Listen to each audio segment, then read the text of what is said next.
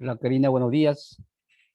Hola, buenos días, compañero, ¿cómo está? Aquí soy Ollantay. Sí, Amigas y amigos, muy buenos días. Son las 9 de la mañana aquí en Centroamérica. Estamos iniciando aquí desde la cintura de Aviala este programa nuevo en su edición que se llama La Hora Constituyente, producido desde Pueblos en Red y transmitido por diferentes canales: Radio Victoria, La Voz de los Pueblos, Roxina TV Internacional de Quito. Nos transmiten también allá por Colombia Alcarajo.org, Codeca Guatemala, del CPO, también de una organización de aquí de Guatemala, transmiten en la Mirada de los Pueblos, en la página de CPO, y así en infinidad de páginas, Villa La Soberana, etcétera.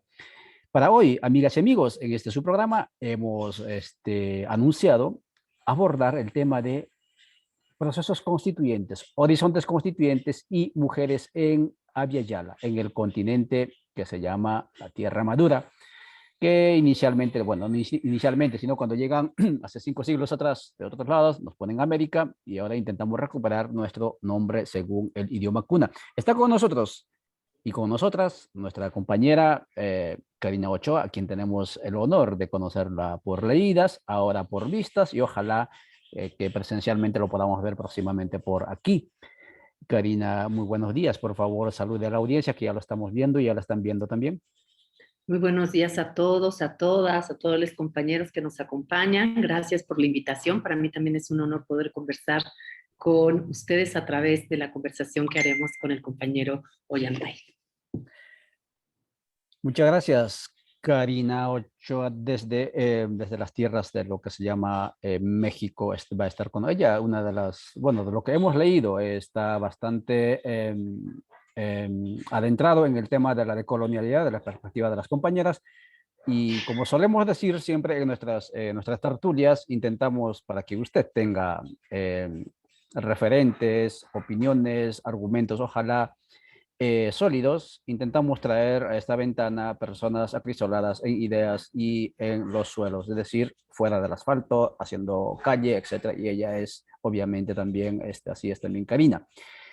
Karina, entonces, la primera pregunta, cuando son las 9:02, usted tendrá obviamente muchas preguntas para abordar aquí, pero la primera pregunta que nos hacíamos era siglo XXI, dos siglos bicentenarios de la existencia de los estados bicentenarios en la Via Yala. Pareciera que las estructuras, ¿no?, bicentenarias, digámoslo así, jurídicas y políticas e institucionales, incluso proyectos de vida institucional, se sacuden. Hay varios elementos que aparecen allí, como el tema de horizonte del buen vivir, más allá del desarrollo, el tema de la plurinacionalidad en lugar del Estado-nación, etcétera, la comunidad y todas estas cuestiones. Y dentro de eso, quienes están impulsando estos procesos, ¿no?, fuera, digamos, de la burbuja de la modernidad, digámoslo así, si acaso, son compañeras. Conocemos el caso Bolivia, nos consta eso, ¿sí? No fue Evo Morales, no fue Álvaro García Linera. No es que tengamos nada contra las personas, son nuestros amigos, obviamente, pero quiero decir que no fueron ellos necesariamente. Cuando las compañeras del Chapare estaban enfrentándose allá en el 2000, 2003, 2004 y desde finales del siglo pasado a la DEA, eran las compañeras que ponían los troncos en los caminos, se sentaban adelante y le hacían frente a la DEA, ¿sí? Estamos hablando antes de las elecciones de 2005, de 18 de diciembre de 2005. Y allí estaban gritando proceso constituyente. La compañera Leonilda Zurita y todo. ¿Quién no va a recordar de ello? Y la compañera presidenta también, que ya falleció de ese proceso constituyente. Al igual que en Chile, las dos presidentas fueron compañeras. Aquí en Guatemala también se sueña con procesos constituyentes, y los que me están siguiendo desde Guatemala o Centroamérica conocen el caso de Codeca, CPO y otros, y quienes están encabezando esos procesos son, en el caso de Codeca concretamente, ¿sí?, mujeres. Actualmente Vicenta, ¿no es cierto?, que es actual diputada, y la compañera Telma Cabrera, que también, ¿no es cierto?, está allí como defensora central. La pregunta, Karina, es, para entrar, ¿por qué mujeres? ¿Qué es lo que ocurre en este continente? Tu Y tiempo. pues en el tiempo corto, en arcos de tiempo corto, como podemos ver justo cómo hay muchas mujeres que han impulsado estos procesos constituyentes en países como Bolivia, como Ecuador, en Venezuela también el proceso constituyente tuvo un importante papel en donde las mujeres tuvieron una fuerza importante y donde se está demandando también las mujeres aparecen como un referente importante de esa exigencia. Pero si nosotros nos vamos a arcos de tiempo largo, nos vamos a dar cuenta que no es la primera vez que las mujeres han encabezado procesos que implican la transformación radical del estado de cosas en el que se viven. En América, en nuestra América, en Latinoamérica, así nombrada, hoy también reconocida por nosotros y nosotras como Abya Yala, por el nombramiento cuna, como lo decía compañero, existe una larga historia de rebeliones indígenas y esclavas negras encabezadas por mujeres, mamatayas, mujeres que encabezaron ejércitos y encabezaron revueltas a partir del siglo XVII, bueno, desde muy temprano en el siglo XVI, pero particularmente entre el siglo XVII y el siglo XVIII vamos a ver que hay una larga tradición de revueltas encabezadas por mujeres. Tenemos el caso de Ana Caona, de Guiomar, la esposa del negro Miguel, de Agustina Gómez Cheche, de origen maya, en lo que hoy conocemos como Chiapas, o la Virgen de Cancuc, que es María Candelaria, que encabezaron movilizaciones en contra del orden colonial, y el caso de Bartolina Sisa. Pero si nosotros hacemos una revisión, nos vamos a dar cuenta que no son pocas las mujeres que encabezaron revueltas importantes contra el orden colonial. Pero esas mujeres fueron desconocidas por una narrativa histórica que se ve desde el centro. Y digo desde el centro es desde el poder, desde ese poder eurocentrado, colonial, muchas veces también androcéntrico, que ha desplazado de la historia, de la narración de la historia a todas esas mujeres, porque esas mujeres ponían en cuestión esa centralidad, ponían en cuestión ese poder colonial, y porque además ponían en el centro la vida como principio. Y bueno, las mujeres tenemos una relación importante con los procesos de producción de la vida, no solamente porque parimos, sino porque criamos y porque además tenemos un entendimiento que nos convoca desde la lógica del crear y del criar, ¿no? Pero bueno, lo que quiero decir es que no es casual que sean mujeres, lo que pasa es que en la historia, esa historia centrada en miradas eurocéntricas, coloniales y androcéntricas, pues lo que han hecho es desplazar, y no solamente a las mujeres, sino a sujetos, también varones, que por la lógica colonial han sido feminizados. A los indios se les feminizó, porque se les constituyó como sujetos penetrables, como sujetos que podían ser subordinados, que podían ser expoliados y que podían ser explotados. Al sujeto indio desde el siglo XVI se le constituyó en un sujeto feminizado en la medida en que no se le reconoció su existencia plena y su capacidad de autogobierno y de decisión. Como las mujeres, los indios también, las indias, han sido sometidos a lógicas de dominación que el europeo español de hace 500 años aplicaba contra las mujeres en sus propios territorios. Al indio se le feminizó, se le infantilizó, al negro y a la negra también se les feminizó y se les infantilizó, y se les aplicaron formas estructurales a través de un tipo de explotación particular que fue la servidumbre y la esclavitud. Ahora bien, esos sujetos, esas sujetas que hemos sido desplazadas de la centralidad y que hemos quedado en el margen, hoy estamos demandando construir otro tipo de apuestas políticas desde fuera de ese centro del poder, desde esa hegemonía. Y eso implica que entonces compañeras que por el solo hecho de pararse en los espacios de poder ya hacen rupturas porque en su presencia traen a cuentas una historia del margen, descentran esa hegemonía del centro y deshabilitan con su sola presencia ya ciertas lógicas de poder que capturas cuando estos sujetos y estas sujetas, llámense o nómbrense como mujeres, poblaciones indígenas, poblaciones afrodescendientes, poblaciones mestizas empobrecidas que quedaron desplazadas a esa margen, cuando llegan al espacio del centro ya hacen fisuras, pero no son suficientes, no solo nuestra presencia es suficiente. En ese sentido, lo que hemos visto actualmente es que muchas mujeres han ido a esos espacios en procesos constituyentes a poner sobre la mesa una otra forma de entender la vida, porque el problema del capitalismo es que apuesta a la no vida pretendiendo que es vida. Apuesta a la política de la muerte, a la política del exterminio. Y cuando una civilización apuesta a la política del exterminio de su otredad, como decía Aimé Césaire, es una civilización moribunda, es una civilización decadente.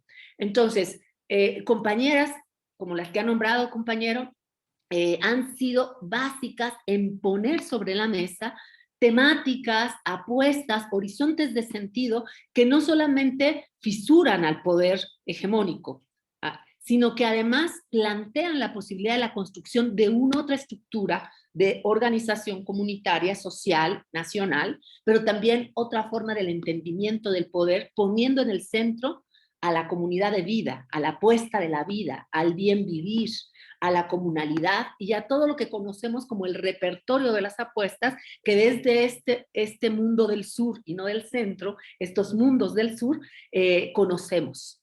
Porque desde ese margen hemos podido ir construyendo otras formas de existencia que por supuesto desde el centro no son reconocidas como existencia. Y las mujeres han jugado un papel fundamental porque vivimos muchos márgenes que nos cruzan, muchos sures que nos cruzan, por ser mujer, por ser racializadas, por ser empobrecidas, porque se nos ha asignado un lugar que nos vincula con la tierra, con la crianza, con el cuidado, con la vida. Entonces, hoy, desde hace mucho tiempo, pero hoy en especial, el papel que están teniendo estas mujeres en los procesos constituyentes tampoco me parece casual. Me parece que es la continuidad de una línea de luchas que vienen desde el siglo XVI, que han sido invisibilizadas, pero que están presentes y que han sido fundamentales para la transformación de nuestros pueblos. Karina Ochoa conversando en la hora constituyente para la audiencia de los diferentes pueblos, ojalá también comunidades, todos eso sí sabemos aquí en Guatemala, que son desde las comunidades, especialmente la parte de Jutiapa, seguramente están conectándose en las montañas.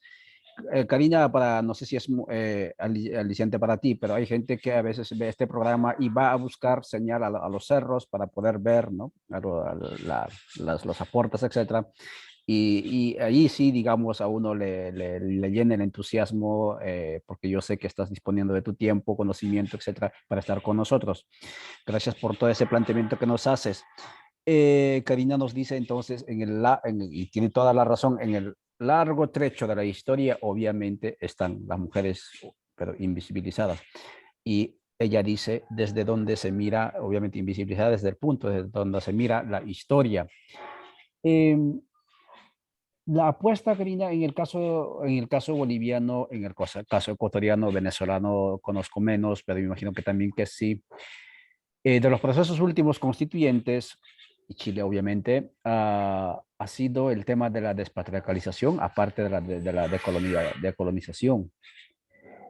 La pregunta es, y claro, dices la participación de las compañeras, etcétera, y claro, es verdad en toda la historia. La pregunta es, ¿qué es lo que debería cambiar a nivel constitutivo, tanto el ordenamiento político, el ordenamiento jurídico, llamémoslo constituciones, ¿no? Políticas, instituciones, políticas públicas y proyectos de vida en ese nuevo, llamémoslo Estado, ¿sí? Pero en ese nuevo orden jurídico político? ¿Qué es lo constitutivo que debería cambiarse con esta perspectiva, mirada y presencia activa de las compañeras, para que efectivamente se despatriarcalicen estos estados?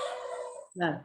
Bueno, yo hace tiempo escuché algo que me pareció como una metodología que había que recuperar. Alguien alguna vez dijo, para ir al futuro hay que entrar de espaldas mirando hacia el pasado. Uh-huh. Entonces, creo que tenemos que hacer una revisión de lo que ha sido nuestra historia. Usted, compañero, mencionaba también hace unos momentos cómo pues han pasado 200 años de los procesos de independencia en nuestros territorios y hoy a 200 años pues hay una serie de procesos constituyentes que están encadenados, digamos, de alguna manera en una época que es el pleno siglo XXI. Pero hace 200 años, cuando empezaron los procesos de independencia, se leyó estos procesos y se siguen leyendo como procesos de emancipación o liberación del sojuzgamiento colonial que se vivía. Sin embargo, esto no es nada nuevo, sabemos que el hecho de habernos independizado de las administraciones coloniales respectivas, pues no implicó de ninguna manera la desestructuración de la lógica colonial en los nuevos estados, en los estados nacientes. Es decir, los criollos que encabezaron los procesos de independencia, muchos de los criollos seguían pensando, seguían viendo hacia Europa Seguían pensando, por ejemplo, en México, la disputa entre centralistas y federalistas era si íbamos a abrazar el modelo de república francés o el modelo de república norteamericano, producto de la guerra de secesión, ¿no? O sea, pero se seguía pensando en el proyecto moderno, es decir, no se estaba pensando radicalmente. En México, durante el proceso de discusión posterior al evento, al acontecimiento, digamos, la Revolución de Independencia, nunca se pensó en regresar al Calmecac, por ejemplo, y qué significaba el retorno al Calmecac, o qué significaba el retorno a la Iyú, ¿no? O sea, qué significaba el retorno a estas otras formas, digamos, previas a la intrusión española. Y eso hay que tenerlo en cuenta cuando queremos hacer los procesos constituyentes, porque yo creo que más que respuestas tendríamos que estarnos formulando preguntas. Una primera pregunta es, ¿qué tipo de proyecto ¿a qué tipo de proyecto de nación estamos aspirando? ¿Es un proyecto de nación al que estamos aspirando?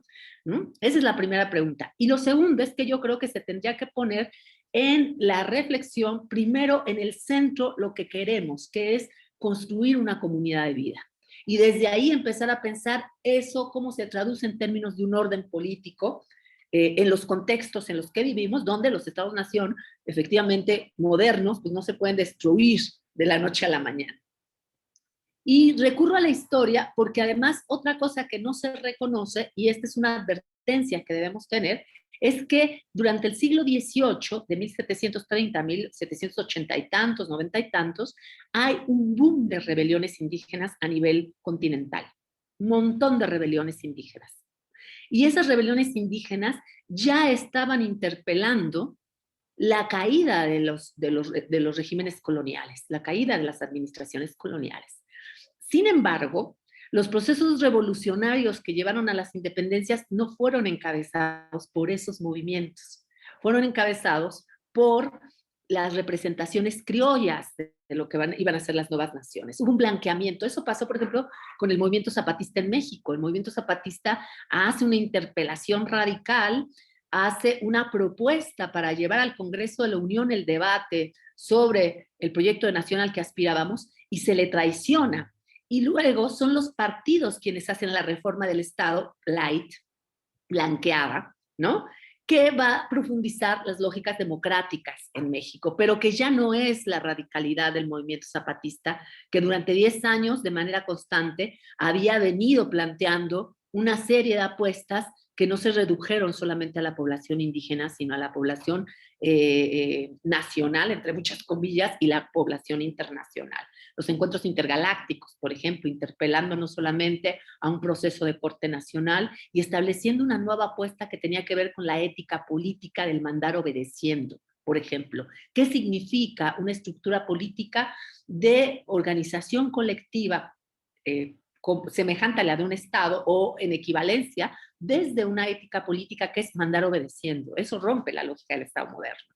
Entonces, creo que tenemos que hacer un diálogo con ese pasado para saber que estos procesos muchas veces son blanqueados por las élites del poder que no están dispuestas a dejar ese lugar. Y lo segundo es que tenemos que formularnos preguntas que tenemos que ir resolviendo colectivamente, que tienen que ver con cuál es la apuesta, cuál es el proyecto al que aspiramos, poniendo en el centro nuestros principios sustantivos, que es la posibilidad de la vida frente a una política de muerte. El poder que estructuró al Estado moderno colonial es un poder que apela al aniquilamiento de la otredad, de quienes no están en el centro. Y ese poder es un poder de muerte. ¿Qué significa construir lógicas de poder? Lógicas desde otro lugar, que es la lógica de vida. Eso significa, por ejemplo, que el poder no puede ser pensado como el poder sobre algo o sobre alguien. Tiene que ser pensado como el poder para algo, para la vida. O sea, no el poder sobre, sino el poder para. Y ahí, por ejemplo, regreso al tema que nos planteaba la primera pregunta, compañero, las mujeres que interpelamos mucho a las lógicas comunitarias, hacemos mucho poder para la comunidad, para las hijas, para los hijos, para la familia. Entonces, es el poder para algo frente al poder sobre algo. Pero así tendríamos que pensar, ¿qué significa entonces este poder para algo en términos de la estructura política, si estamos hablando de estructuras de representación o no, y ahí ya no hay nada que descubrir de nuevo bajo el sol. Las lógicas comunitarias, asamblearias, las lógicas del consenso, pero no de un consenso que impone, sino de un consenso que conversa, que también tiene tensión, porque no queremos idealizar estas formas de organización, también tienen sus propias tensiones, entre ellas la tensión que tiene que ver con que necesitamos despatriarcalizar los procesos porque hay prácticas que desde hace 500 años han sido asimiladas y tienen que ver con las lógicas justamente jerárquicas del androcentrismo y del patriarcado que se traducen en formas desiguales que afectan a los cuerpos femeninos y feminizados. Y es la reproducción de lo colonial desde nuestras propias prácticas. Yo ahí lo dejaría para no irme extendiendo y para que vengan otras preguntas, pero creo que un desafío es, primero, qué preguntas formulamos, qué ponemos en el centro para empezar a formular esas preguntas y cómo construimos de manera conversada, y eso significa colectiva, las alternativas que vemos frente a a lo que ponemos en el centro, que puede ser el buen vivir, que puede ser la comunidad de vida, que puede ser el mandar obedeciendo, y desde ahí tendríamos que estar pensando cuál es nuestra apuesta, qué tipo de apuesta, qué nación pensamos, qué estado pensamos, o si estamos pensando en un estado o es otra cosa en lo que estamos pensando. Muchas gracias, Karina Ochoa, conversando con nosotros en la hora constituyente sobre procesos constituyentes y mujeres, horizontes constituyentes y mujeres. Hemos titulado esta tertulia. Son las 9:20. Ella nos concedió media hora de su tiempo. Esperemos que nos dé unos minutitos más. Al parecer no va a entrar la compañera Adriana Guzmán anda fuera anda fuera de Bolivia, anda fuera por Cusco, en las comunidades, pues no tiene acceso a internet, me indican, pero esperemos contar con ella en otro momento. Pero sí, varias inquietudes dejas en la audiencia y obviamente me suena todavía en el tímpano lo que acabas de decir, entrar de espaldas a esta historia, a este momento histórico. Eso significa mirar el pasado. Y efectivamente lo que dice es totalmente cierto y tal vez amigas y amigos, ustedes que están nucleándose en algún lugar del continente o en el caso de Guatemala como parte de ese sujeto plural constituyente, lo que hay que tomar en cuenta es lo que acaba de decir Karina. Hace 2 siglos atrás, quienes impulsaron ese proceso del sacudón a la corona española por estas tierras, especialmente en el sur, pero también por aquí y por México, no necesariamente fueron los criollos o los blancos, como indica ella, fueron los montoneros. Caso concreto, en el caso de Perú, por ejemplo, San Martín no fue el que montó la lucha. San Martín, digamos, se montó sobre las olas y surfeó sobre las olas de los montoneros, por ejemplo, que en buena medida eran morenos, mulatos e indígenas que estaban cansados de todos los abusos que cometían la presencia, digamos, europea en esas tierras. Pero, claro, como muy bien indica Karina, se montaron aquellos y utilizaron ello. ¿Será que eso podría ocurrir en en esta nueva oleada, digamos, constituyente plurinacional que se denomina en este continente? No lo sabemos, pero muy bien, Karina nos dice, entremos de espaldas entonces mirando la historia, ¿sí? A estos procesos. Importante tomar en cuenta ese dato. Y otro dato que nos deja Karina para reiterar es, no tenemos que inventar el agua o el azúcar, ¿sí? Es suficiente o en buena medida más que suficiente, es importante ver, ¿no? Lo que ya estaba y está y seguramente estará para preservar la vida, como puede ser el AILU, ¿sí? Como puede ser la marca, ¿no? Es decir, las unidades organizativas de los territorios. Con eso no estamos diciendo, amigas y amigos, que vamos a volver, digamos, no vamos a volver al pasado, es una realidad, una constante que está, ¿sí? Creo yo, eso es en alguna medida lo que ha permitido que la vida continúe muy a pesar de la lógica de la muerte que se ha impuesto y que no ha llegado del todo a todos los territorios, pero que sí se ha impuesto la lógica de la muerte moderna. Y en ese sentido es importante entonces mirar, ¿sí? esas propuestas, ¿no? políticas, esas propuestas sociales, culturales, Y como ella dice, no sé si lo vamos a llamar a Estado, pero sí tenemos que organizarnos, tenemos que estar organizados, tenemos que estar articulados. Eso es totalmente de acuerdo. Y eso es importante lo que nos dice también en esta segunda intervención, Katia. Y, y claro, preguntas, ¿sí? Más que respuestas, preguntas, ¿no? El tipo de comunidad que queremos construir, ¿no? Y ojalá que en esa comunidad no solo sea androcéntrica, ¿no? O antropocéntrica, ¿sí? Sino también sea, digamos, biocéntrica, ¿no? Cosmocéntrica, donde estén incorporados los nuevos, más que nuevos, los milenarios, ¿sí? Y más importantes, por decirlo así, y mayores sujetos de derechos como puede ser la madre tierra, el hermano agua, la hermana agua, etcétera. Importantes aportes nos dejas y repensar el poder, claro que sí, sí, no como dominación, ¿no? Sino como servicio, como ofrenda, ¿no? Esto de la reciprocidad, etcétera. Karina, la pregunta que te decíamos también es, en estos tiempos, y eso no es una, no, tampoco están libres de esas preguntas, inquietudes, los movimientos plurinacionales que están soñando con cambios estructurales. La pregunta es,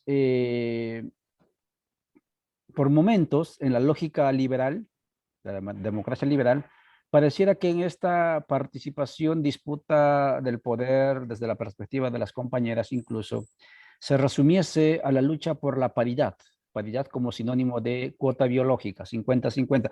Podemos explicarlo, ¿sí? Claro, tiene que haber espacio para ellas, bajo la lógica, por utilizar un término de la desigualdad positiva, ¿no? O política de la diferencia, para que estén allí y tomen decisiones, y ojalá con lógicas, digamos, diferentes a lo de los machos. Pero la pregunta es, ¿la paridad tendrá que ser o será la apuesta máxima de las compañeras o desde las compañeras? ¿O cuáles deben ser las apuestas más, digamos, constantes, ¿no? Y urgentes de los sujetos, de las sujetas constituyentes en estos tiempos, digamos, ojalá de cambios estructurales? Sí, voy a hacer una acotación antes de entrar a la pregunta, porque usted, compañero, usó una palabra que a mí me gusta mucho por cómo está compuesta, servicio, que es el vicio de ser.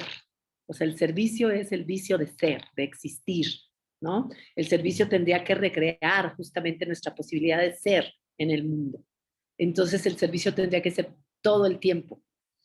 Este, pero bueno, eso habla también de, o sea, ¿qué significa poner el servicio en el centro en términos de la concepción política y de la concepción de reciprocidad que queremos construir, ¿no? Por ejemplo, eso es un buen ejemplo de decir, bueno, ¿qué implicaciones tendría el servicio en términos de nuestra apuesta, ¿no?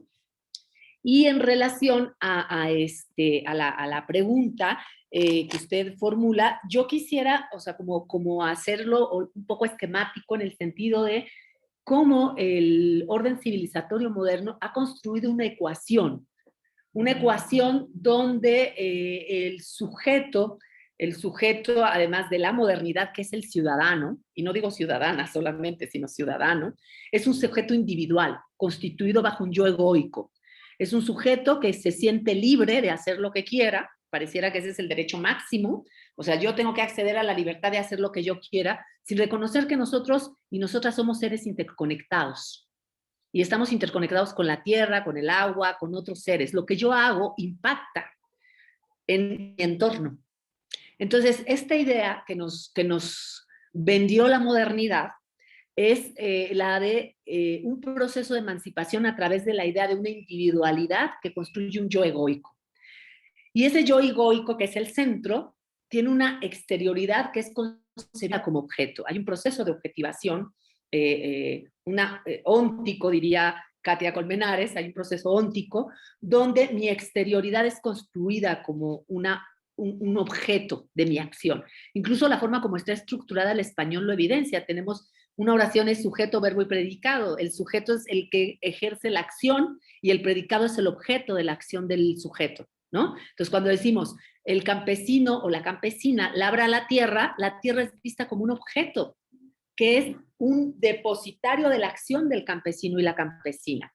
Hay algunas lenguas originarias, como el tojolabal, donde esta construcción no existe el objeto en la oración. Hay dos sujetos. Es una construcción gramatical de la intersubjetividad. Está el campesino, la campesina, está la tierra como sujeto, y lo que hay es una acción recíproca. Por lo tanto, la traducción es un poco complicada, porque si el campesino o la campesina labra la tierra también está haciendo una acción que es dejarse labrar. O sea, la tierra no es concebida como objeto. Ahí lo que hay son dos sujetos, pero la modernidad construye una ecuación que es la del yo-ello. Ese ello no es otro yo. Cuando nosotros, desde las lógicas moderno-coloniales, intentamos democratizar, transformar esa ecuación, lo más que podemos hacer es pensarla para construir una ecuación donde hay un yo egoico y otro yo egoico. Por eso es que no logramos diálogos, hacemos monólogos, porque ese yo egoico que habla frente a otro yo egoico habla desde su propia centralidad. No está reconociendo que ese otro, que esa edad, que ese otro yo es parte de sí y están en una interrelación recíproca. Entonces, las democracias al final tienen ese límite, construyen muchos yo egoicos que de todas maneras están constituidos bajo una lógica de ciudadanía que no permite construir otra cosa. Desde el Tojolabal, por ejemplo, el yo no puede ser comprendido sin el nosotros. Entonces, muchas veces pretendemos hacer actos de radicalidad llevando las apuestas de la modernidad a su límite, y lo único que logramos es democratizar los yo egoicos. Pero en este momento necesitamos ir más allá. Necesitamos ir más allá de esas lógicas dicotómicas que construyen yo egoicos, y tenemos que empezar a construir un nosotros donde es nosotros, que tiene que ver también con la recuperación de horizontes de sentido que vienen de civilizaciones ancestrales, no porque queramos regresar al pasado, sino porque esos horizontes de sentido del pasado nos pueden mirar, nos pueden ayudar a construir el futuro, ¿no? Entonces, recuperemos esos horizontes de sentido y empecemos a ver, por ejemplo, que en el Ubuntu, este horizonte que dice yo soy si tú eres, que es al revés. Si tú eres, yo soy. O sea, si yo, desde mi lógica moderno-colonial, androcéntrica, te quiero anular, lo paradójico es que me estoy anulando a mí misma. Si yo te quiero aplastar, me estoy aplastando a mí misma. Porque en el fondo, lo real en la vida es que yo soy, tú eres, si yo soy, y yo soy si tú eres. Por eso Aimé Césaire, insisto, decía, Europa es una civilización moribunda, porque una civilización que es incapaz de resolver los problemas que genera es una civilización muerta. ¿Sí? Entonces, hoy el desafío es ir más allá de esas ecuaciones. Ahora bien, también hay que ser realistas. Vivimos en sociedades donde los estados modernos existen y no van a desaparecer de la noche a la mañana ni por decreto. Entonces, obviamente, tenemos que estratégicamente garantizar dentro de esos espacios circunstancias y situaciones que beneficien o que generen condiciones para que, por ejemplo, las voces de las mujeres, las voces de las poblaciones indígenas, las voces de la disidencia sexual estén presentes en esas conversaciones del proyecto al que aspiramos, ¿sí? Y es una formalidad, pero no es un fin. Ese no es el fin. Ese es estratégicamente una de las vías que tenemos que dar, pero eso no es el fin.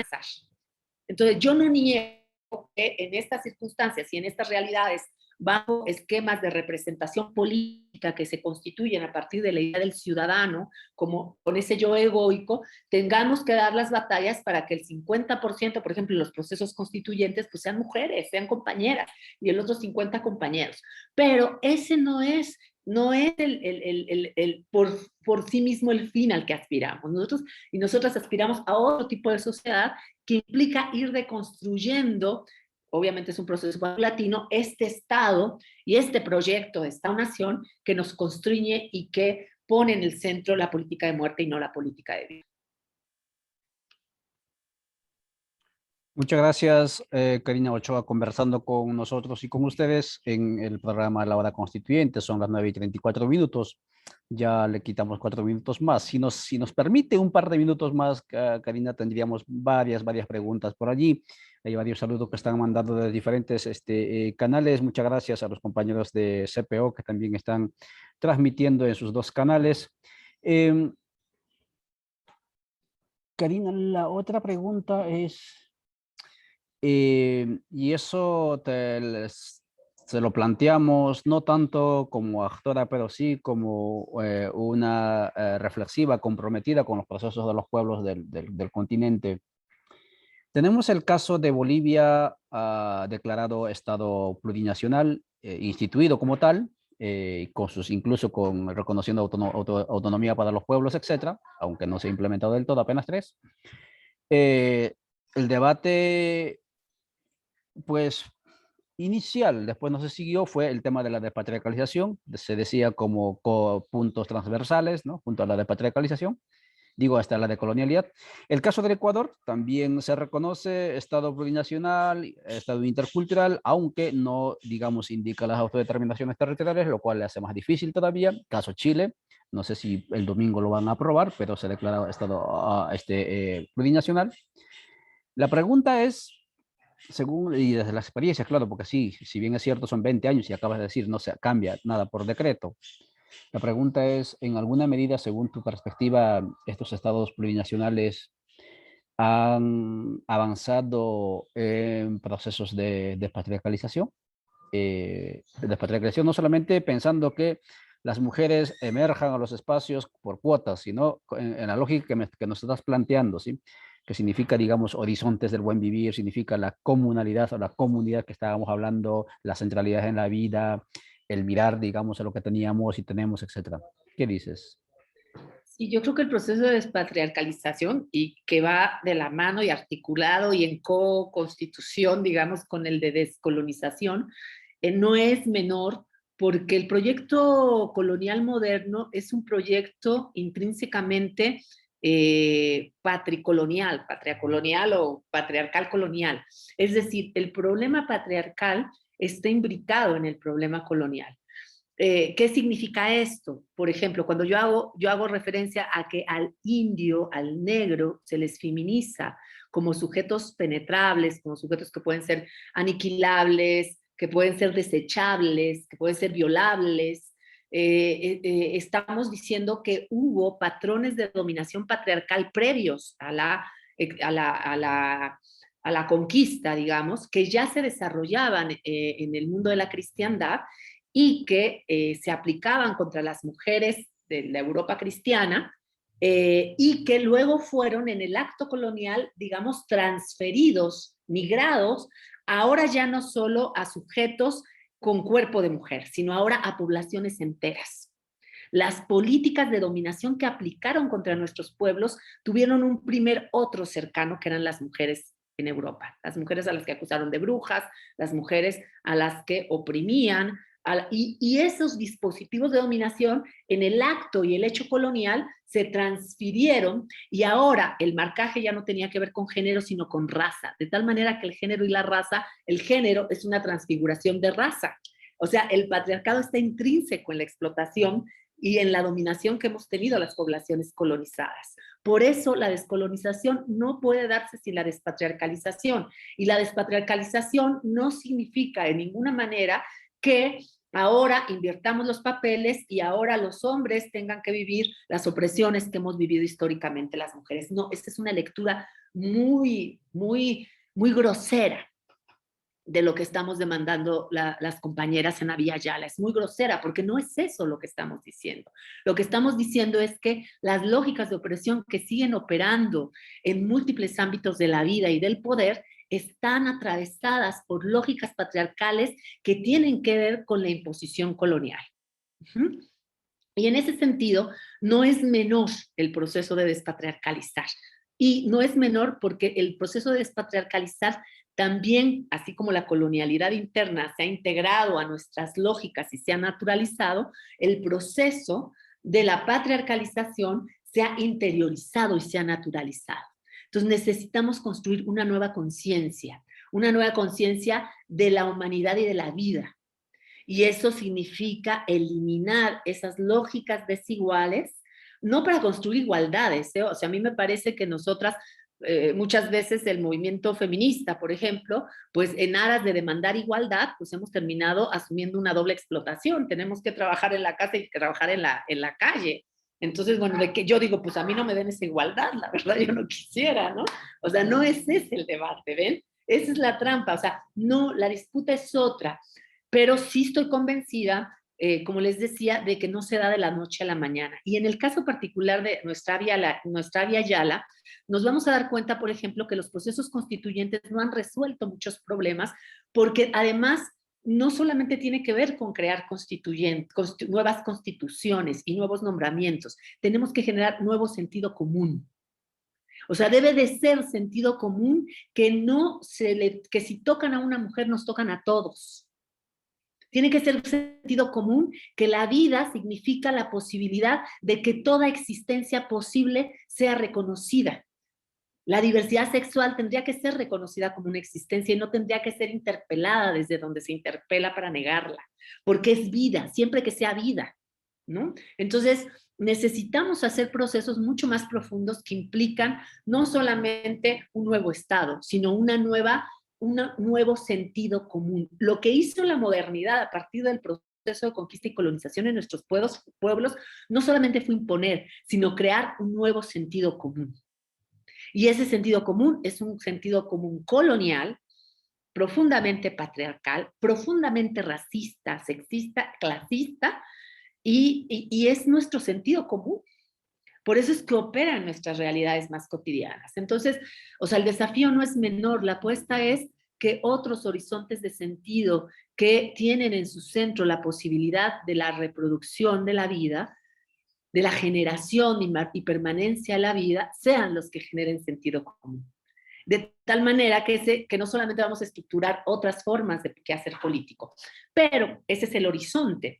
El tema es que es real que los congresos constituyentes se enmarcan hoy en lógicas de los estados-nación modernos. Yo creo que tenemos que hacer una revisión muy cuidadosa de cómo han sido los procesos, tanto en Ecuador como en Bolivia, ahora en Chile, pero el caso venezolano es muy interesante, y se le ha dado muy poca atención, porque Chávez se da cuenta muy pronto que el Estado moderno, que tiene 300, 200 años, y que es heredero de la administración colonial de un arco de tiempo mayor, que es de 500 años, no se puede destruir por decreto y que además no va a ser posible porque está muy enraizado en muchos sentidos. Y él plantea lo que se llama el quinto poder. Él dice hay que construir un otro poder que viene desde la comuna, que tiene que ser reconocido estatalmente también, para que le haga contrapeso y poco a poco vaya minando ese poder del Estado y se vaya configurando eso que se llama la comuna o el poder comunal. Yo creo que tenemos un pendiente, que es revisar perfectamente cómo fueron las apuestas en cada uno de los casos de constituyentes que se han dado en nuestra América y poner especial atención al caso venezolano. Por eso es que a Venezuela le han pegado tan fuerte, porque la apuesta era bastante interesante con lo que Chávez perfila y hay además documentos, o sea, la otra cosa que tenemos en Venezuela es que eso se documenta, hay debates escritos que pueden ser compartidos intercambiados. Yo creo que ahora tendremos que hacer esa tarea y dentro de esa tarea empezar a formular la pregunta que usted me hace, compañero, y que usted comparte con la audiencia, que es ¿qué significaría la despatriarcalización en esos procesos? Muchas gracias, Karina Ochoa, conversando con ustedes en la hora constituyente, en este espacio que hemos titulado Horizontes Constituyentes y Mujeres. Dice Bernice Lorrainer Mar, dice, gran propuesta, el poder para y no sobre la alteridad. Dice Gloria Figueroa, estoy leyendo la cuenta de Codeca Guatemala, dice, el nosotros no cabe en la modernidad.